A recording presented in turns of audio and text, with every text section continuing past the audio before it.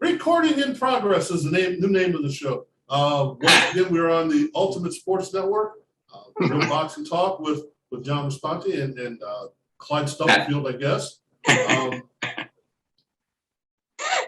I'm sorry. You're lucky you're so. Look at that look. You're lucky you're so far away, Frank. I could have called you Gene Krupa. Okay. Marching to his own drummer once again, back from hiatus is Charles Farmer.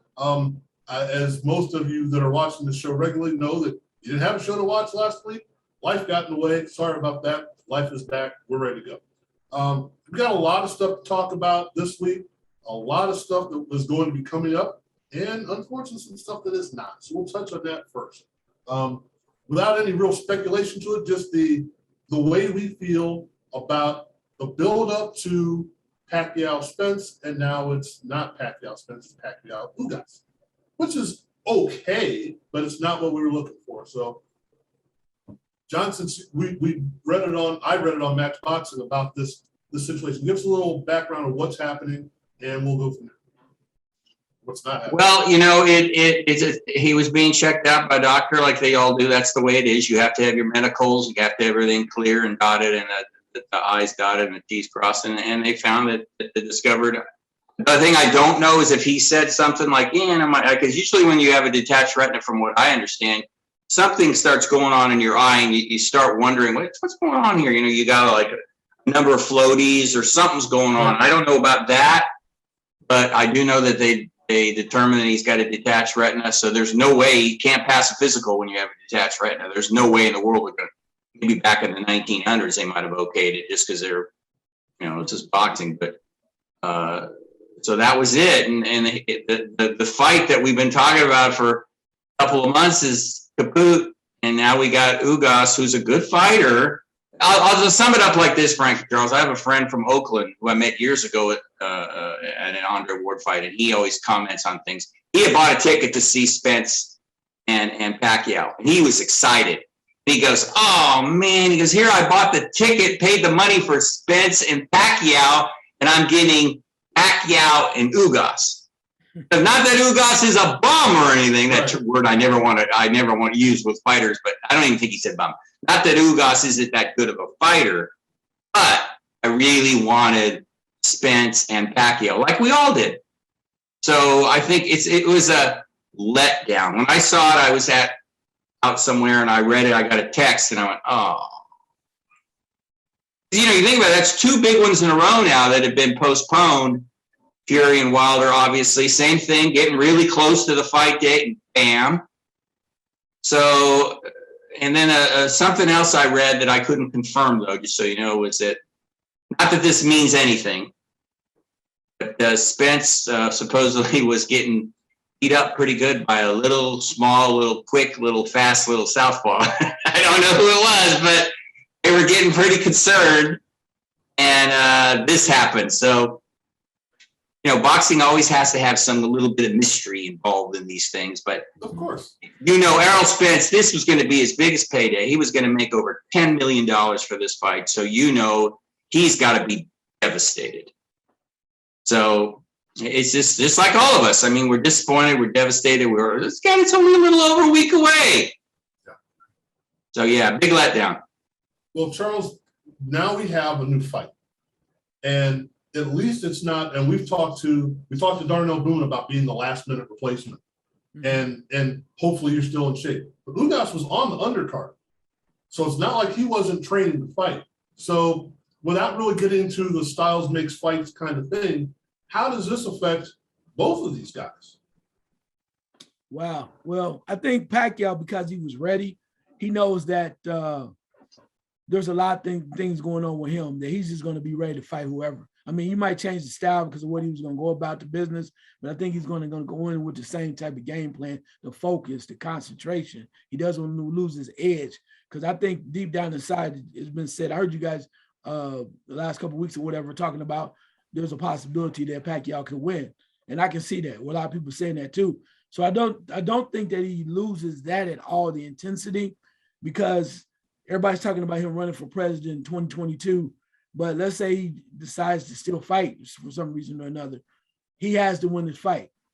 So he almost has to go in there as if could be his last fight, or it could be a lot of things. So the losing is not an option for him.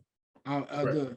The other thing with Spence, the other fight with Spence, yeah, it was, catch 20-20, 50-50, 40-60, whatever you want to say. But that was what it was. But now in this particular instance, I think he clearly believes Pacquiao, that is in his camp, that he's the more superior guy. He wants to continue to prove that. So whatever he decides to do later, it can be whatever it is. And when you look at the other standpoint of Ugas, though, it's like it's a step up.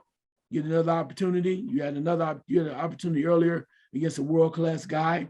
Came up a little short, but maybe Ugas is to the point now saying, "Look, I got a shot, man.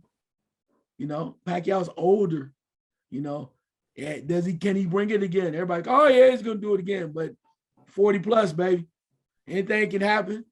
You had a hell of a fight against Keith Thurman, so maybe Ugas is thinking, you know what? I'm gonna give it a shot.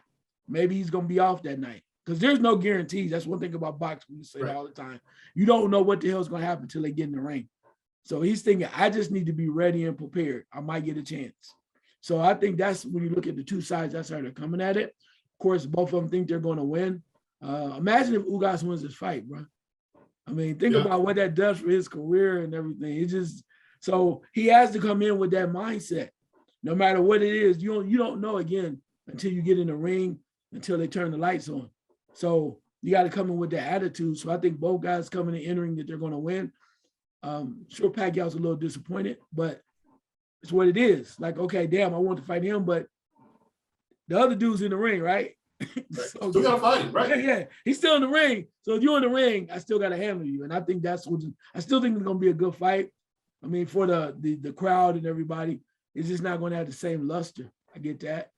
But hell, still boxing, baby. Pacquiao on the lead, and we do. It wasn't everything went canceled. You still get a fight.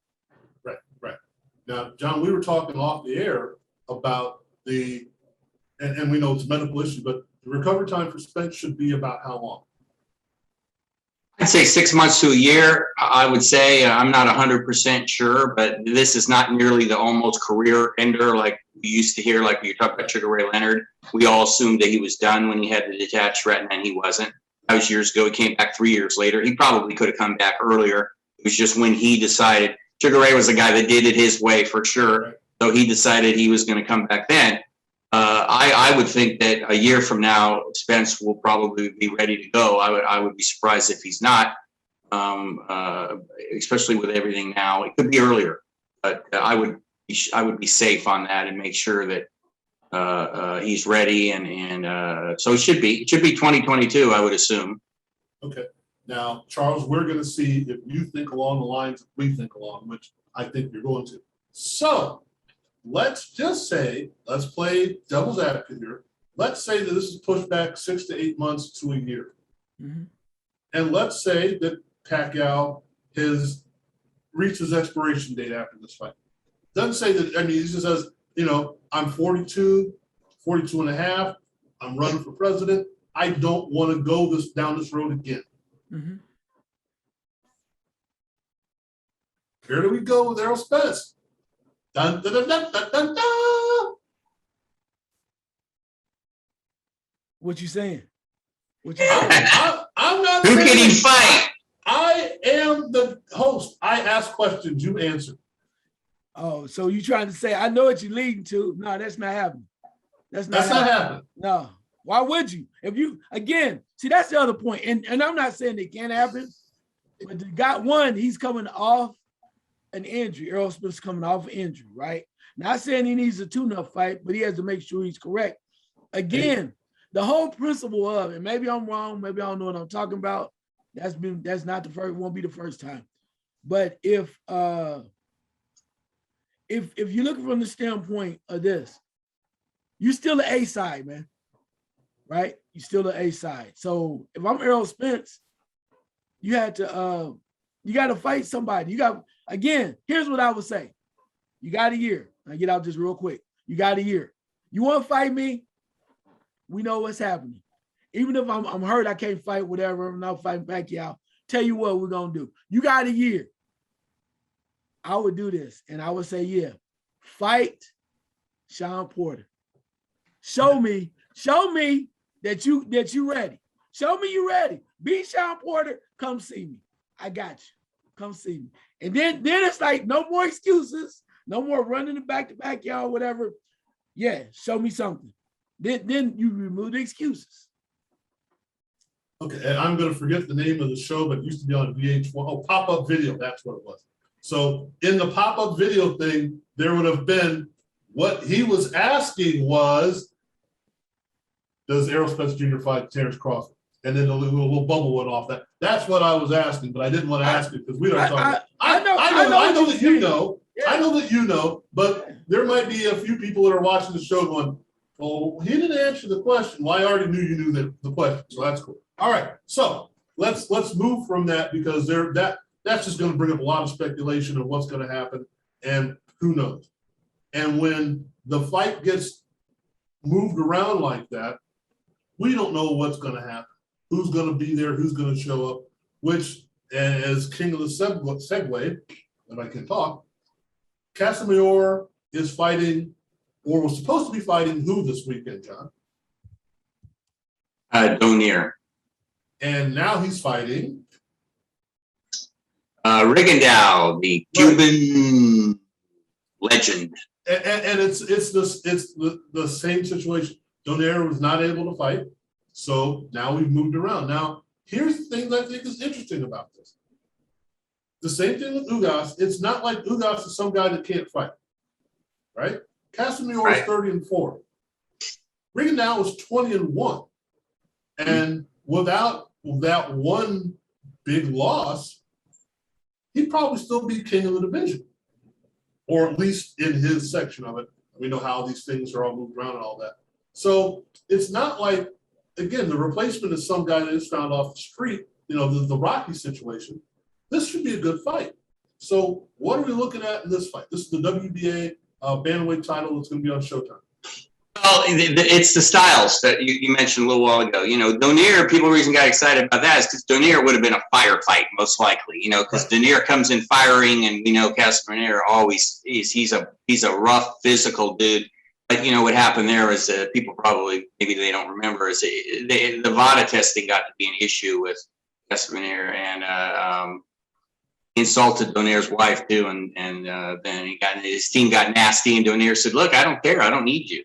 Get away from me." And that was pretty much it. Rigondeaux said, "That's okay. I'll fight him. I don't care."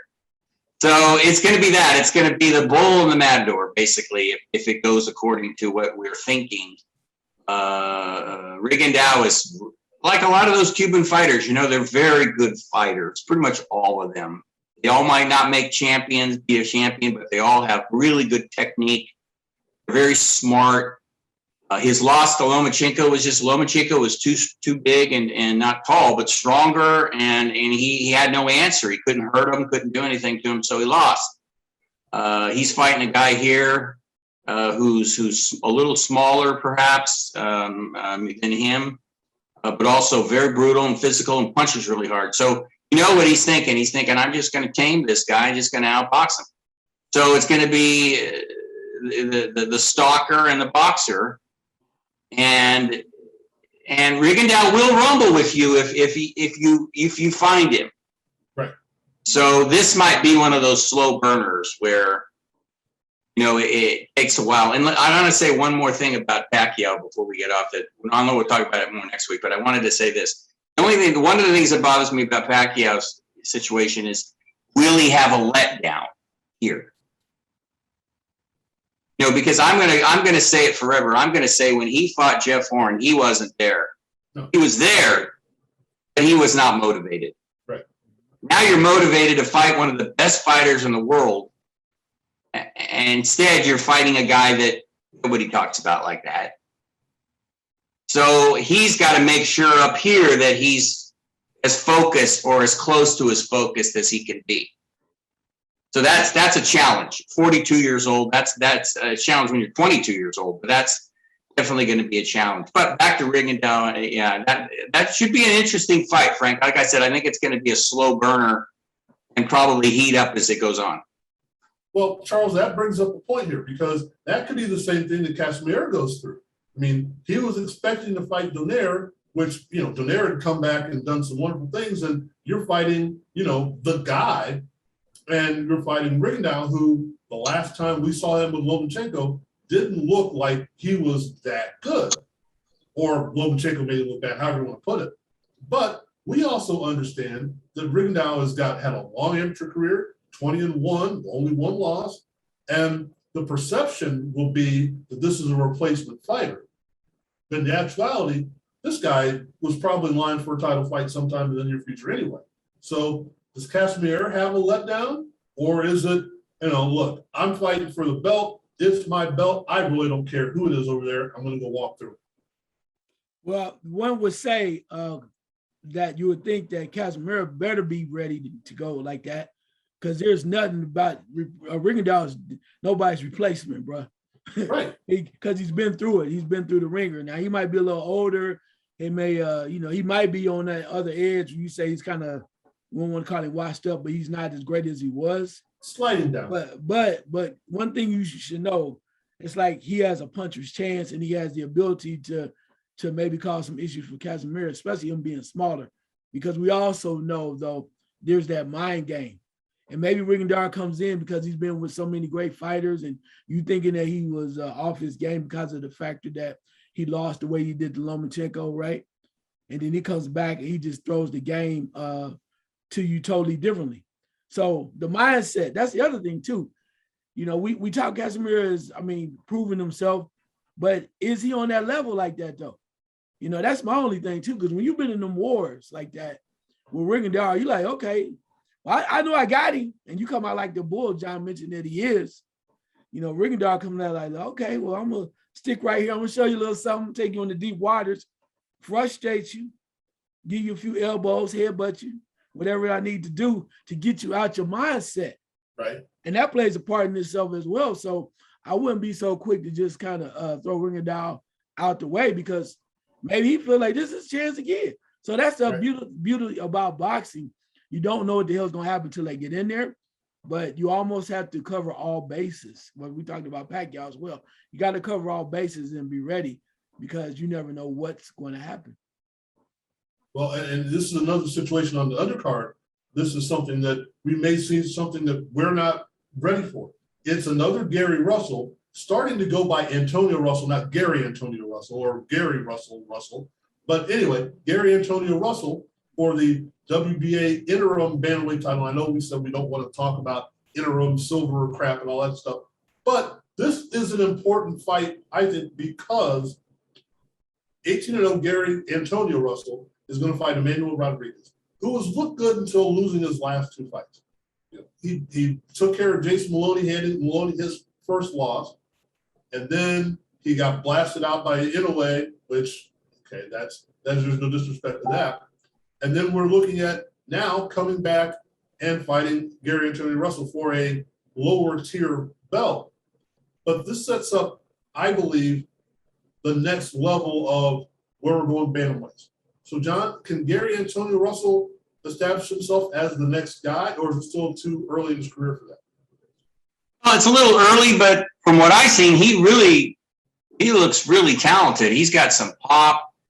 Nice you mentioned that, because my old friend from years ago, Lem Satterfield, used to write for The Ring.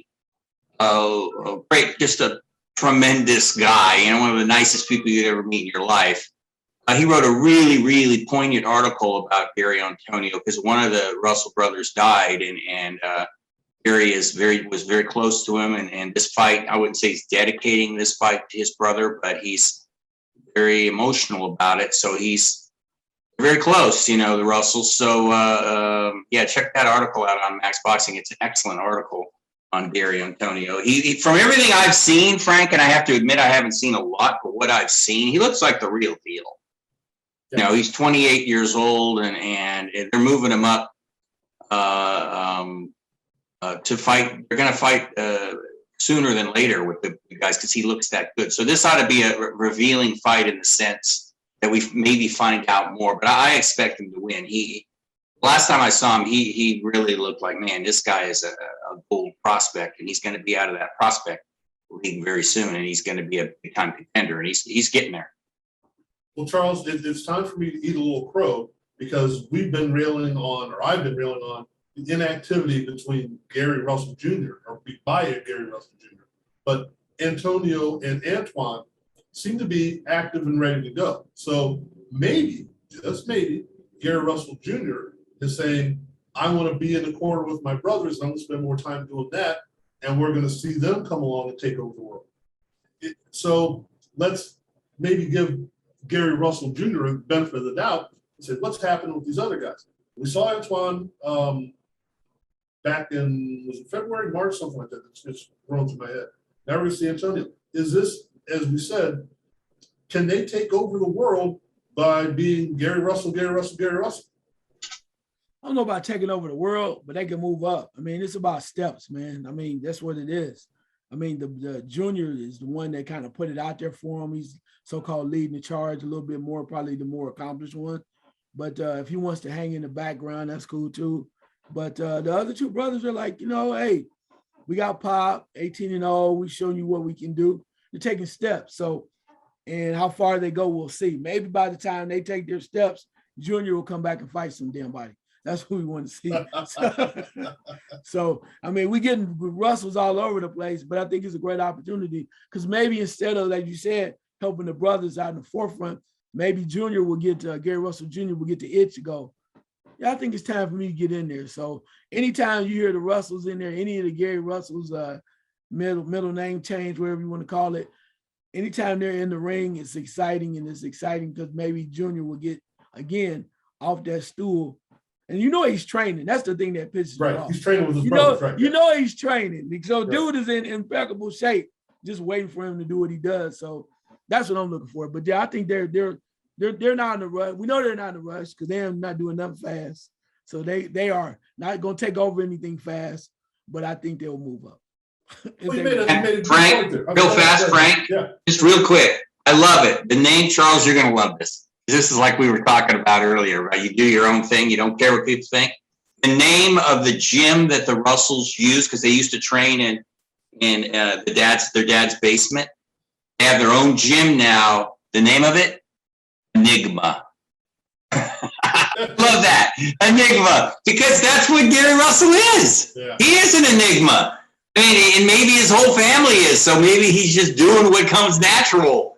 And yeah, it's disappointed us boxing fans because he's got so much talent, and he knows it. You talk to him, Mr. Gary Russell. I mean, he knows he's damn good. It's just, I don't know. He just does his own thing, and he doesn't care. So there you go.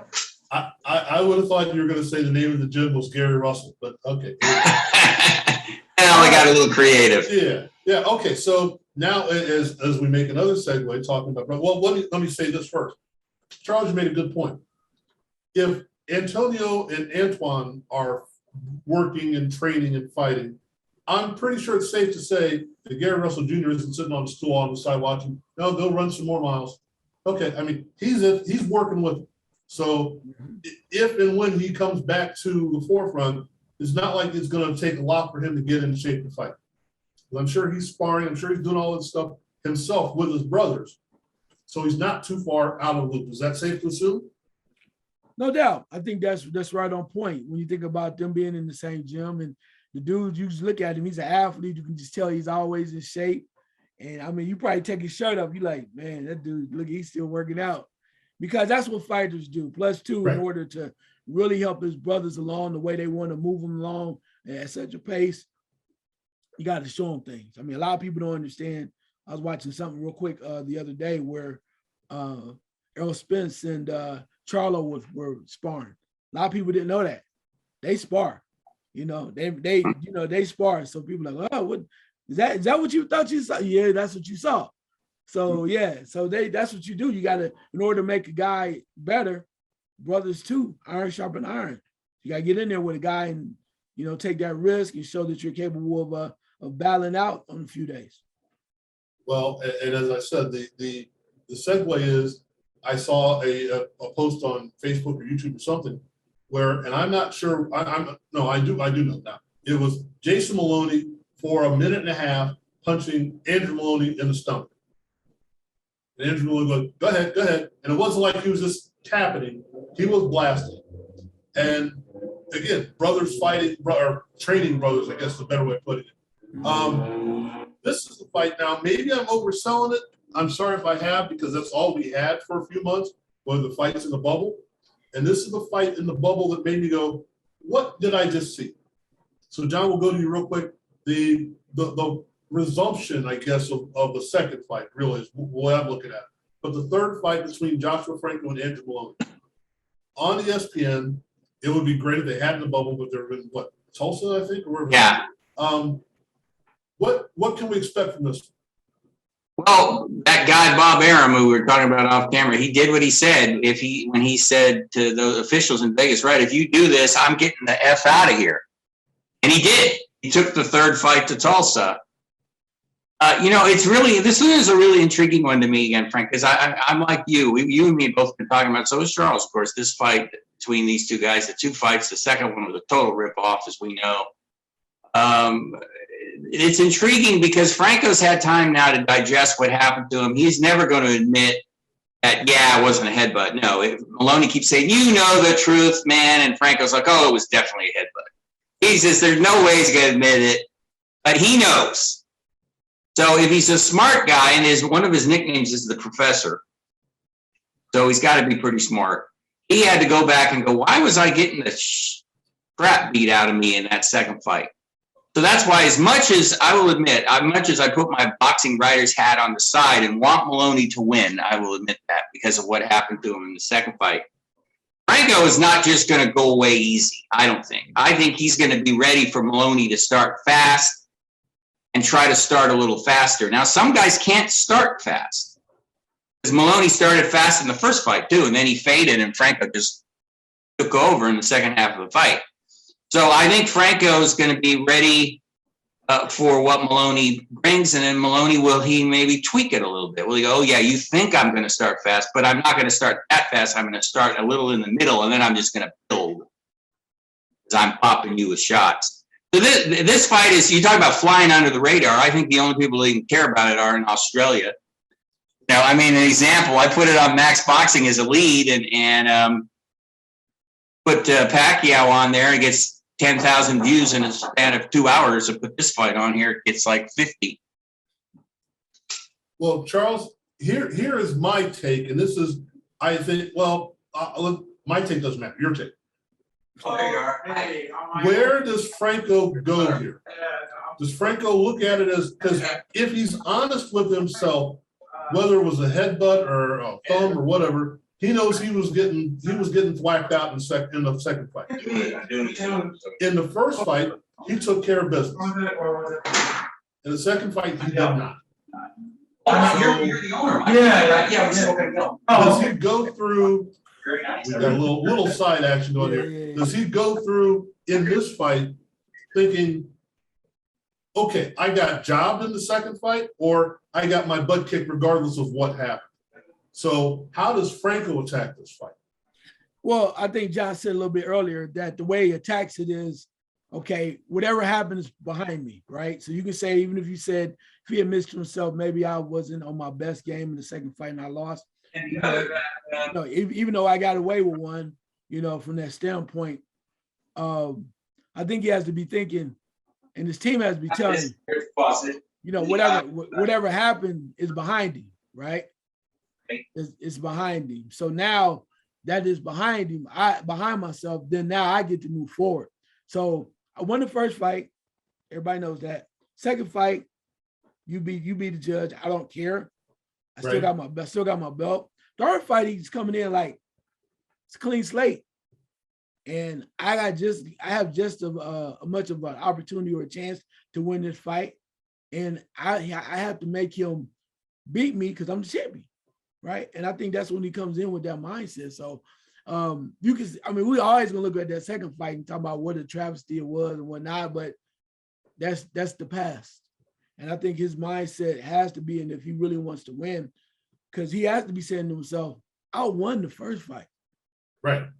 right? It wasn't given to me. I won. Yeah, I won. So it's not like I can't beat him. It's just what am I going to do to win the third fight? So put the second belt high. I think he really is coming in with the attitude of, I got a hell of a chance. I think I can beat him. I'm going to go back. I'm going to study the first tape. I'm going to see what the hell I did wrong the second time. And for all of that being said, when we talked about this before, most people said, we even said too, that we think Moloney had the motivation. But truthfully, Franco has motivation too. Because it's like, y'all just think he's going to come in here and win. He might have, I might have had a bad night. But hell, I think I can win this third fight. So I think it brings into the forefront a lot of intrigue. I think it's great for boxing. I think it's going to be a hell of a fight because you don't know. Right. Again, we say that all the time, but it's real. So yeah, I would never discount Franco just yet because we've had to tell the two, almost the lovely book, The Tale of Two Cities, right? Had two different outcomes, two different fights. The third one is for all the marbles. So let's not just give Moloney this fight because we want him to receive redemption like we thought he should have in the second fight. But let's not just be too quick to give it to him because Franco might be like, psh, he had a good night. That was his night. I didn't take it from him. They took it from him, but I'm taking it from him tonight. Of all the authors in the history of the world, you had to find somebody whose name is the same as yours. How did you do that? Now, okay, but here's the thing. Let's look at this in a way historically, and maybe we can actually cite examples. I don't know, but when you have a trilogy, and I think the most famous or infamous one we can think of is Ali Frazier. Mm-hmm. And you split the first two fights. Who has the advantage, do you think, in the third fight? Is it the guy that won the second fight or the guy that won the first fight? Because maybe he can go back to the first fight and fight that way, or he knows he has to make adjustments, whereas the guy that won the second fight thought, well, I won the second fight fighting this way. I don't have to make adjustments. Who has the advantage in your mind in a vacuum, if we're all the same? Who has to come out and say, I'm going to fight this way like I won the second fight, or I have to make adjustments to avoid happening what happened in the first fight? Wow, that's kind of difficult because it really would depend on the styles, but I'm going to use it in a vacuum and say from the general standpoint. I'm not sure if you can just say that because you won the first fight, yeah, I think I can win, or because I won the second fight. I don't think you can do that. I'll say that I think you really have to look at it and say the advantage comes down to the individual. And I'll just use the Franco situation now. I think Franco has the advantage right now. And I'm saying that because of the factor that he won the first fight legitimately, right? There was controversy in the second fight. And Moloney's going to be hyped up. But Franco was like, despite, there was no controversy when I won the first fight. Right. All I have to do is think about my game plan, realize he's going to be a lot more hungrier. The other thing too is thinking Moloney's really going to want to prove a point that madness wasn't a fluke, that he deserves to be there. And maybe he's going to get over anxious. Maybe he's going to come out, as you guys mentioned, too quick. So if I'm Franco, I'm like, regardless of all that, I am the champion.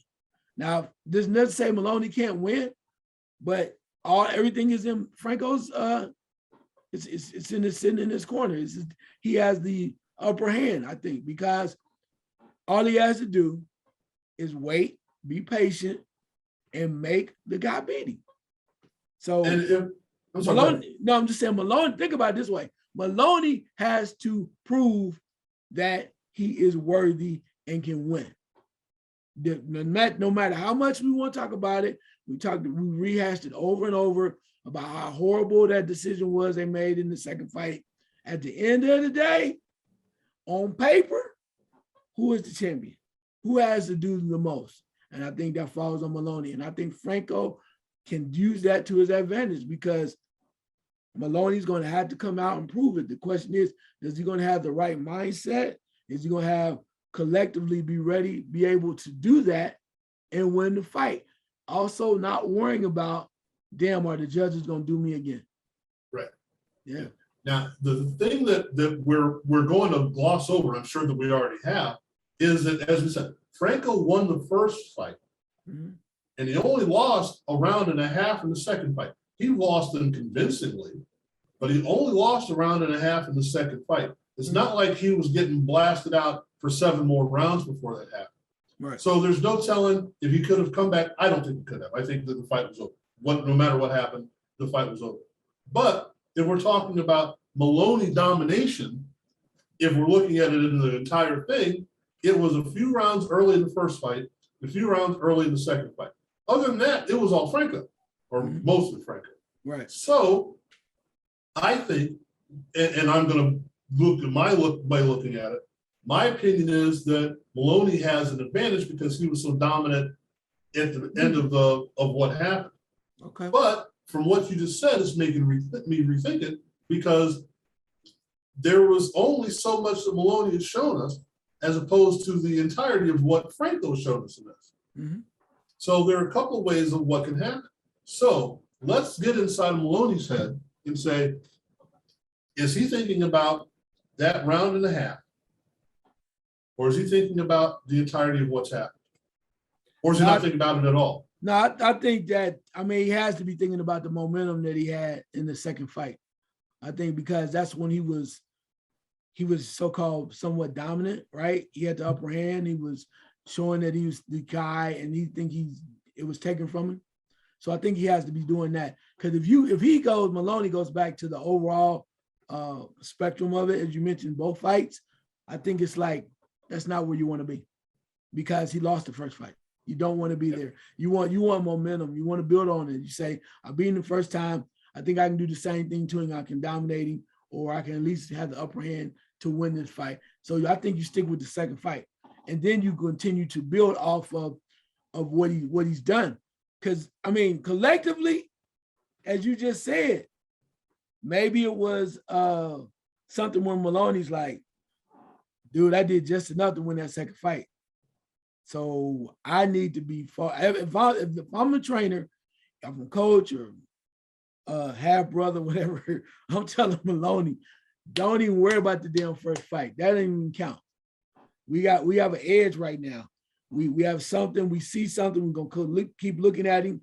If it does not work, what we did last time in the latter part of that fiasco, we're gonna go to something else. You have to keep the momentum going. I think that's what he's going to do, because you start going back collectively. Like I said, this is the past.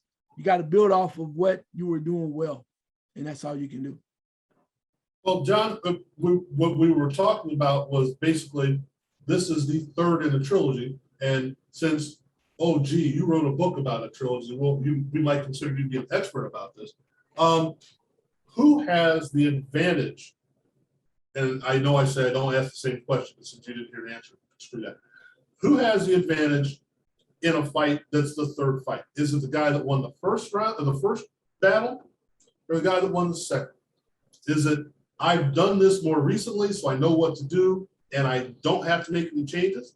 Or the guy that did something right in the first fight that lost the second fight says, now I can do something completely different, or I can discard what happened in the last fight and go back to what happened in the first fight. Let's see what happens here. Who has the advantage in those adjustments or in not making adjustments? Well, to me, the fresher memory is Moloney. He knows what he was doing to Franco, and Franco knows what was happening to him. So to me, he has a little bit of an edge right in the beginning. It's going to depend on what Franco does. If Franco says, well, we know about that, but I'm not that guy from a number of months ago. I'm ready for you now. If you're talking about Gotti and Ward, Gotti just knew that he could outbox Ward, so he was going to do that. And he also knew that he'd get into a firefight with him, which is what he preferred anyway. He didn't have Buddy McGirt yelling in his ear. He most likely would have just said, oh, F this boxing thing. I want to stand here and rumble with this guy. He's like my twin. So in this case, Moloney is dealing with a lot of things. I think Franco's motivated, but I think Moloney's obsessed. I do. I think he's just got to be careful and not be too eager. But I still think he's bringing that extra intensity into this fight. And being an ex-jock, as we all are. I love that intensity thing.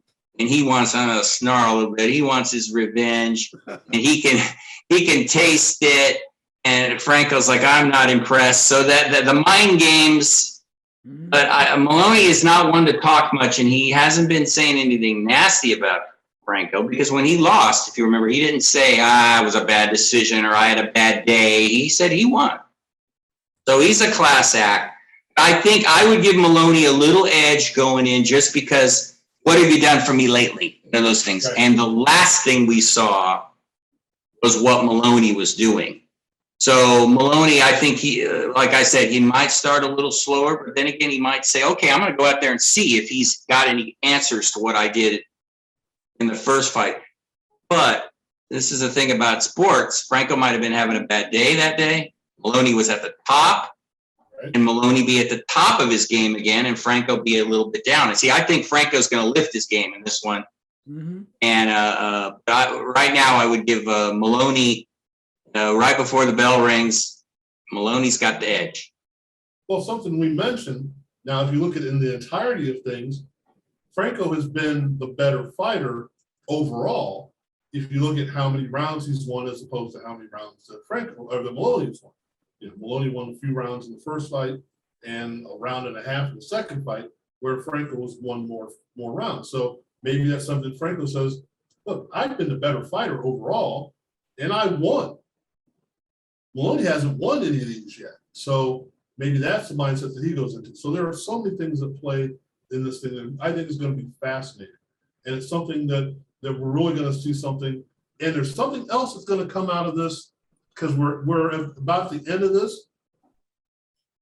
The bubble fights or the bubble situation or whatever. We're going to see, I think this is going to be the definitive moment of that, of how different was it fighting in the bubble as opposed to fighting outside of the bubble. Now, we know fighters go and train for 3 months or whatever at Big Sur or someplace and just go away. But this was a whole different thing. They couldn't go anyplace else other than where they were. And I think we're about to see what that kind of camp meant to them. Some people might have adjusted better. Some people might have adjusted poorly. And maybe we're going to see that Franco just didn't do well in the bubble. I don't know. That's something that I don't think we've talked about, or anyone's really been talking about, how from back to January and maybe a little bit further than that, we said, we're going to have fights in Vegas and you have to be here for 2-3 months. Charles, am I reaching for that, or is that going to be something, maybe not in this fight, but we're going to see that the people that have done well in the bubble or haven't done well in the bubble, will that change how they did outside the bubble? Well, I mean, there's a possibility. I mean, just how you train. I mean, there's something about having a crowd there, things of that nature. I do think one of the things you did mention, you know, I mean, you didn't really, you dove into it a little bit, but it might have it might play a part. And I know John mentioned about Moloney having that aggression and being ready and being fired up and whatnot. But if I'm Franco, I'm saying to myself, as you're saying, you know, it's all mind games. I used to love that in basketball. You know, we beat you the first time, and you swear you trying to get us back. You're gonna be over anxious. You're gonna do something stupid.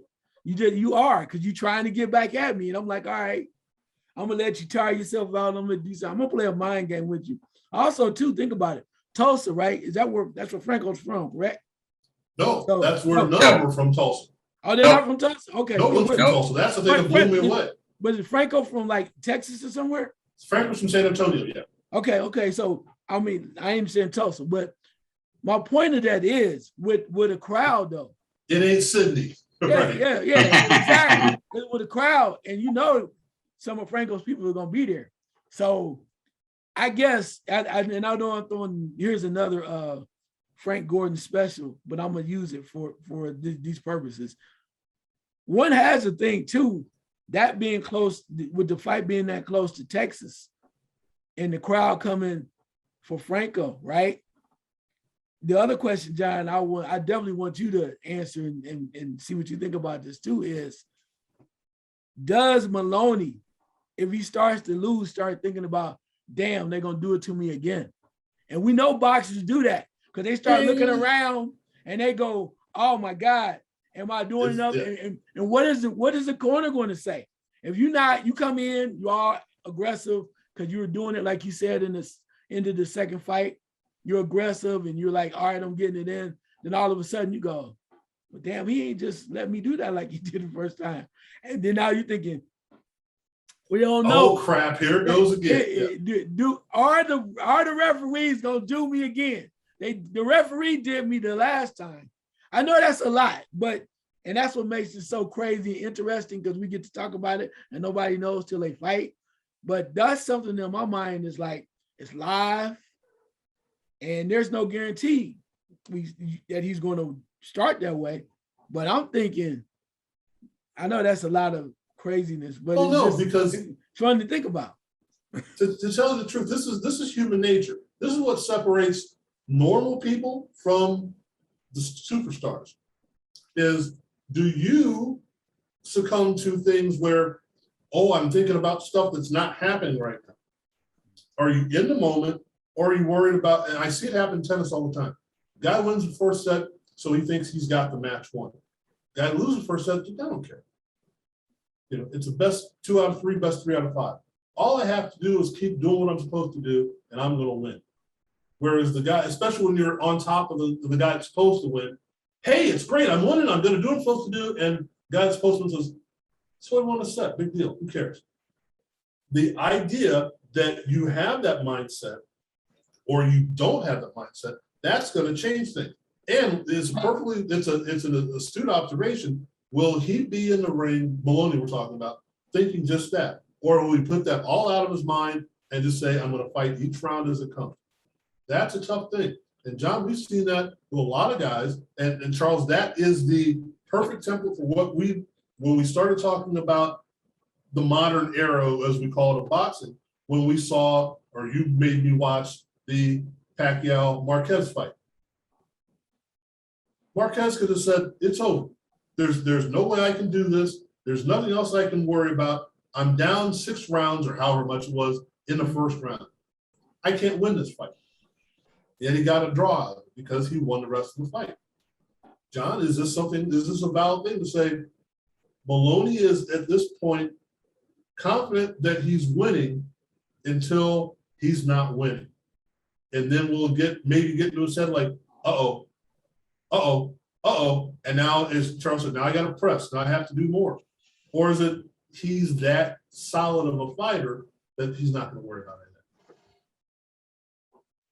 And he's not a great fighter. Let's be honest. I mean, this is the whole essence of boxing. I mean, it's obviously not just physical; it's so mental. What I think would make him worry is if he's beating up Franco again, and the referee stops it and warns him about something. That might trigger something. Yeah. Say he hits him low by accident, and the referee jumps in there right away and warns him. It's like oh, we're not having this again. Yeah, right. Here we go again. So it could end up. You know, if I was his friend, I would be telling him, look, you know, this is a whole new fight now. Don't think about the other 2 fights. Yeah, you know what you did well in the second fight. You know what happened in the first fight. But try your hardest to let all that crap go and just concentrate on what you think you need to do in the third fight. If the really good trainers, I remember watching Virgil Hunter, he would talk scenarios and he would go, okay, if this happens, we're going to do this, to Andre Ward. If this happens, we're going to do this. And I'm sure that if it was me, I wouldn't be putting too many things in Moloney's head. All I would keep telling him is, look, you did really good in the second fight. When we talk about it, just remember that. That's when you did good. Build off that. You can't control the judges. You can't control the referee. You just go in there. You can't control the crowd. That's true. You know, Charles made a good point. I'm sure you too, Frank, that there's going to be a lot of Texans there pulling for Franco, and they'll probably be pretty loud about it because they usually are. How many are going to be there for Moloney? Hopefully he doesn't let any of that stuff bother him. Right. Hard to say. Well, I doubt he will. Mm-hmm. You know, because most fighters, the one thing they said about the bubble is they hated it because they missed the crowd so much. Right. You know, the guy Josh Warrington, you know, who's fighting Lara here in a rematch, biggest fight of his career, really. He said, not making excuses, he just said, I just felt like I was sparring in there, you know, I just couldn't get myself going. And if the thing about Moloney is this, like I said earlier, he's got to stay laser focused. if he loses his concentration, Franco's going to take over. And Charles, you're right again. Too. Franco's probably going, oh, good man. You be all pumped up and energetic and intense and all those things. You go ahead. Remember, I won. Yeah. Right. I won and you didn't. Right. So and Franco seems to be pretty damn good at the mind games from what I've been reading. He's the professor, right? So he keeps reminding Moloney, I'm the champion. Right. Not you. Yeah. Definitely on paper. That's all that matters. That's right. Now, That's right. And Moloney counters back with, well, yeah, you know what really happened. And he goes, no, I'm the champ. Yeah, I'm the champ, right. Now, So, I'm going to ask a question that may or may not have any impact on this, and we'll move on from there. Jason Moloney is fighting in the undercard, and he's trying to get himself back to that level as well. And we've seen the Charles fight on the same card. And I'm trying to remember because we've been doing the Jerry Quarry thing a few times. If Mike Quarry fought an undercard of the Jerry Quarry fight, which I think he did a couple of times. Does that affect that outcome of having your sibling fighting on the card ahead of you? Does that affect, rightly or wrongly, where his mindset's going to be in his fight? Or is it just like, hey, we did that for publicity. I don't really care about his fight. I'll watch it on video tomorrow, but I'm focused in on my fight. Wow. I think that Andrew has to be focused on this fight. You just have to, right? Because of the factor that the way that it ended, right? And as John said, you got to be laser focused. I mean, you don't want your brother to lose, but that cannot be of any significance. Same way, when you flip it with Jason. Jason has to be focused on his fight because you're trying to get back. You don't know how many more opportunities you're going to have. So I'm separating those guys, going to look, okay, hey, man, I'm not going to watch a fight. I got to get my mindset. We both need to win. So I think they need to separate them. And I wouldn't even watch the fight. I'd be like, you can tell me about it later or whatever, or you tell me afterwards. But these guys are both on the mission. You got one guy, you got Andrew that's trying to secure himself because he think he got jobs out of the first fight, right? Second fight, should I say. And then you got the other brother, they're trying to say, man, I got to find my way back up because right now I'm on the bottom. I'm not where I want to be at. So I would separate them. We wouldn't even talk about it. Hey, good luck, bro. I see you when it's over. Meet you over at the bar, wherever, mama's house or whoever's house, wherever we're going. Well, they're from Australia. We're at somebody's connection and let's get some drinks. But yeah, because as John said, the one thing you don't want is you don't want any type of interference getting in the way of what they need to do, because they both are going to need to be laser focused to win their fights. Because at the end, that's all they want to do, win. I can't even hear I can hear the Australian accent in my voice in my head. I can't do it right now. Okay. Looking at Crocodile Dundee, which isn't the right thing. Anyhow, all right. So we have one other aspect that I want to touch on real quick, but we're not going to go in depth with it because unfortunately we don't have that kind of information in our heads. But DAZN is showing an interesting card because it's something that we don't normally follow. And I'm going to be interested to see this because, as John said, this day is going to be like a 14-hour event of boxing. So I'm going to be interested to see this. And hopefully it's going to play out well. DAZN has the international welterweight title. I know that doesn't make a lot of sense to people. I know we kind of think that that's kind of weird, but the WBO version is Virgil Ortiz against Kavalauskas, Virgil Ortiz Jr. The WBA super featherweight belt is on the line with Roger Gutierrez against Rene Alvarado. And here's the thing that I think is interesting, because I'll tell you, and I'm going to ask the question to both of you real quick. The WBO minimum weight title is on the belt between Wilfredo Mendez and Carlos Buitrago. Now, Charles, how many minimum weight fights have you watched? Man, I don't even know what the hell that is anyway.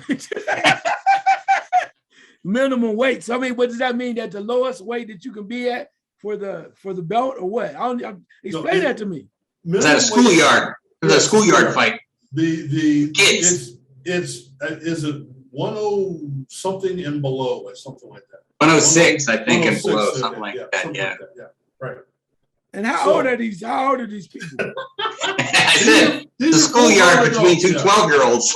Are you serious? These are guys that didn't qualify to be jockeys. No, I'm sorry. This is They're not too funny. small. I shouldn't be joking about this. These are professional fighters, yes. Yes. So we go minimum weight, and I believe it's light flyweight, then it's flyweight, if I'm not mistaken. If that's Okay, all right. I So- mean, yeah.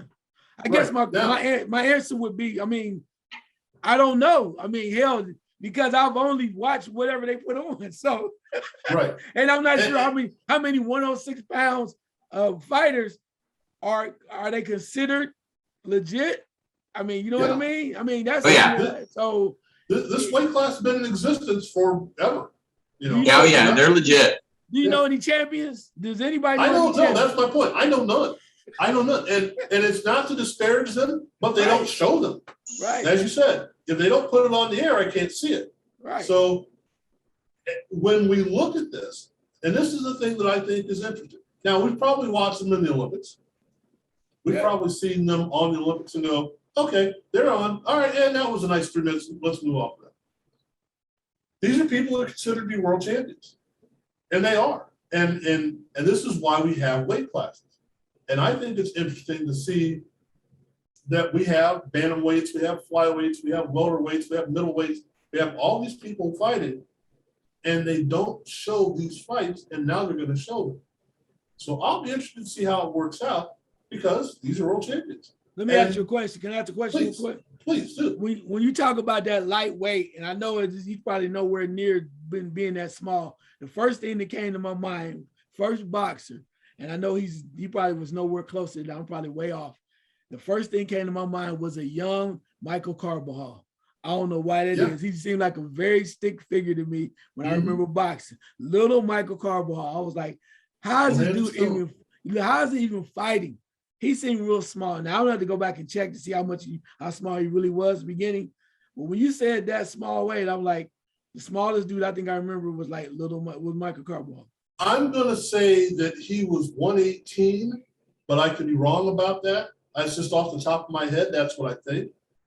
He might have been 126, but I want to say 118 to start with. But again, and these are the weight classes that are like, 2 or 3 pounds apart when we get down to this part as well. Right. So it's a sandwich. It's a bowl of biscuits and gravy between one and another, right? So, but John, now you've been around this a long time. Have you ever? And again, I'm not trying to be a smartass about this. I'm being serious. Have you ever said, "Hey, it's a minimum weight fight. I got to go." Or straw weight, I think, is the next weight above us. I'm sorry, straw weight. Have you ever said, "I have to go see this," or when it's on TV, well, wait, I got to check this out. And do you even know who these guys are? I've heard of these guys, but I think I've seen like 2 fights of the minimum weight fighters. I had all kinds of jokes I was going to throw in there that probably wouldn't have been very, very nice to throw in there about these little guys, because I was going to say something like, I throw one in, well, yeah, they got to have close-ups because they're so small they can't even see them in the ring, but they're just little guys. But the thing is those little guys usually can really fight. So that's the thing, and you're going, oh, wow, this is they don't waste any time. They just get at it right away. And you're talking about Michael Carbajal. Yeah, he was, little hands of stone, right? And he was really a tough guy. So no, I haven't seen that much. And like you, Frank, I'm going to be very interested to see these guys go at it. Well, in my neighborhood growing up, the baddest kid in the neighborhood was the smallest kid in the neighborhood. That was somebody you didn't want to mess with because he fought every day. He fought for everything. And he got to the point where he kicked everybody's butt every day. You look down and go, okay, whatever you say. So I understand that these, and again, the thing is, they're fighting the same weight. It's not like you're asking a guy that's 106 to fight somebody that's 147. So it's fighter against fighter, and it's for a belt. So I'm just interested to see how it plays out because I've never seen it. Yeah, please go right ahead, sir. So, not say nothing. Do some research. But apparently, Michael Carbajal fought at light flyweight at one point, which was 108. Okay, right. Okay, yeah. So you have seen them in that range before, right? Seen him, yeah. Right. Yeah. Yeah, yeah. And you were intrigued by Michael Carvajal, weren't you? Oh, very much so. Yeah. Very much so. I thought he was a stellar champion. Definitely. So this is something that, and this is where we're at a lot of times. We get what the media, and we are the media, what we feed people. And sometimes we feed the good, sometimes we feed the bad. But we don't always feed the masses what is out there. And so I applaud DAZN, and I think in the last year or two, I probably have applauded DAZN maybe never. I applaud DAZN for having this on. You know, it's like boxing fans. Are you a boxing fan? You call your boxing fan, that's why you're on this station. Here's boxing for you. Here are title fights. You've been clamoring for title fights. Here it is. Check it out. And you may fall in love with us. Ooh. Now, I'm going to say I haven't been 106 pounds in a biscuit or two. It's been a while since I was 106 pounds. And as Charles said, well, how old are they? I probably was 106 pounds when I was 10, 12, I don't know. But you understand that this is something that's worth seeing. So it's going to be pretty cool. Yeah, they also said Ivan Calderon, which we know that name. Now see, yeah, I know that name, yeah. Yeah, and Herberto Gonzalez. Okay, who we just watched against, it's going away from my head. Yeah, so. We talked about that fight back in January, if I'm not mistaken. Right, yeah. but so it's not so far-fetched knowing that that's where these guys started. So I mean, because I remember Carvajal was like so little, and I'm like, yeah. And then to figure out that he was 108. So I have seen that, Mr. Gordon. Yeah. See, well, here is my take on it, and I don't think boxing the same way, but when I was in high school, we had guys wrestle. Now I was 6'5", 6 foot or whatever, and probably about 155 pounds at the time. And I consider myself to be skinny. And they said, okay, you want to wrestle? I said, no, I'm a basketball player. Well, if you don't make the basketball team, you can wrestle. Like, well, who said I would make the basketball team? Well, we've heard, okay. So you go out and wrestle. Like, okay. So what do I fight? Or what do I wrestle? Who's at 150? So, oh, no. You can't wrestle at that weight. Like, why not? You got to wrestle down at 130 something. Ooh. Excuse me?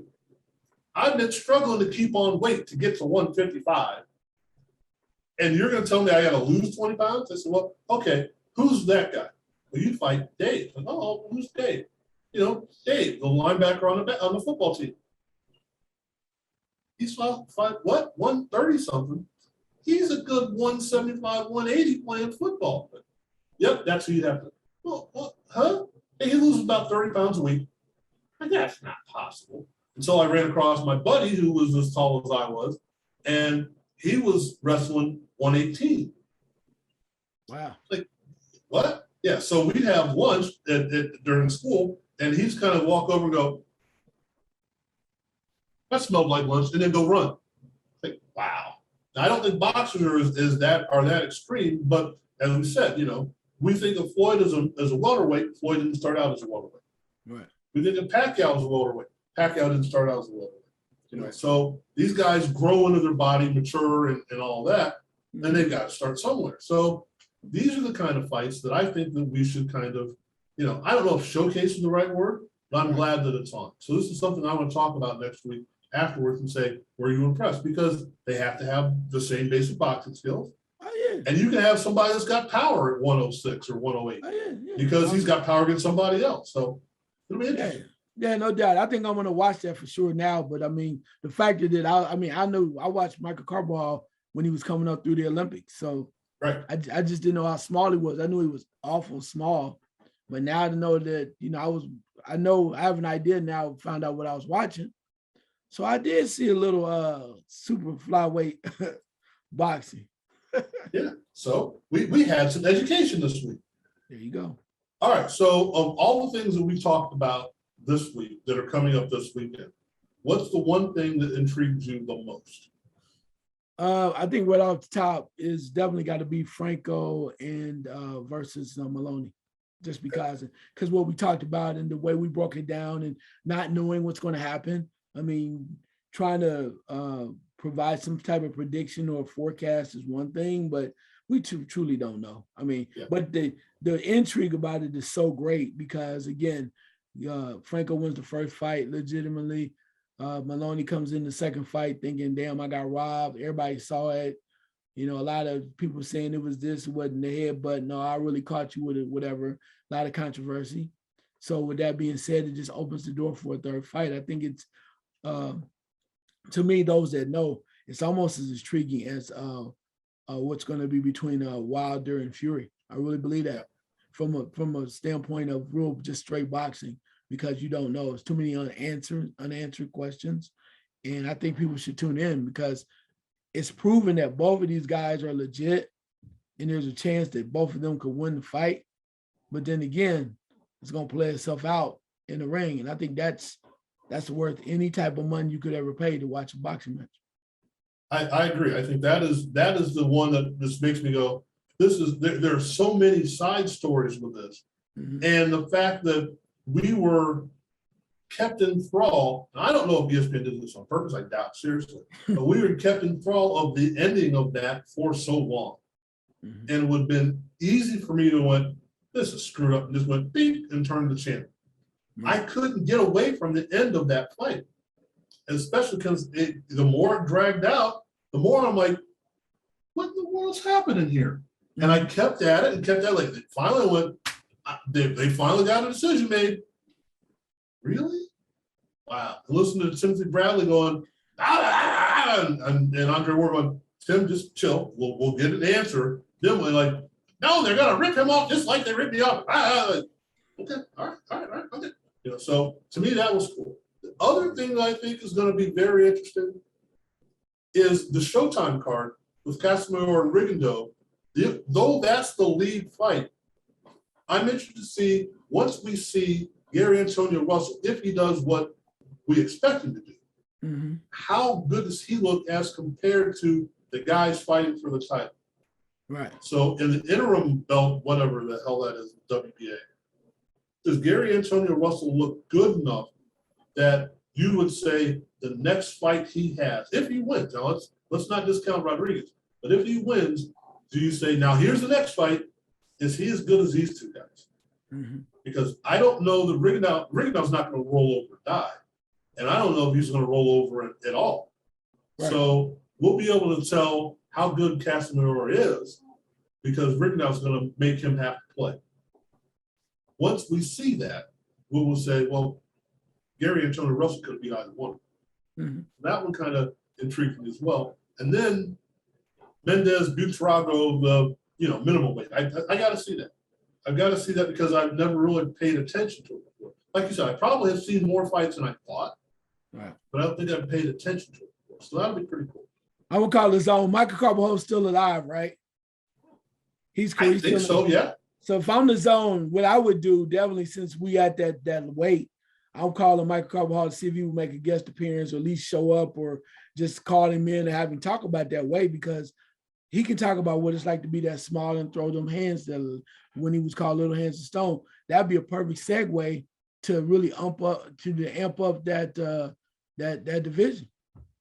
And he fought out of Albuquerque, is that right? Somewhere like that, yeah. Somewhere, Albuquerque, yeah. Yes, I think it was New Mexico, yeah. So I'm sure he's probably still there. So that would be pretty good. Or if they don't call him, we should call him. The Zone call me, Zone, call me. I just tell you a story. Call me. There you go. We've got it. There's an update to what's going on with the Ultimate Sports Network, Real Boxing Talk.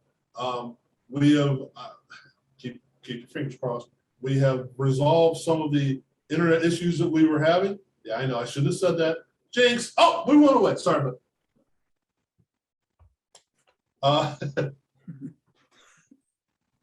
but that I think has been taken care of. I have vowed not to do bad voices again, even though Buddy Rich over here is going to make us do some. Sorry.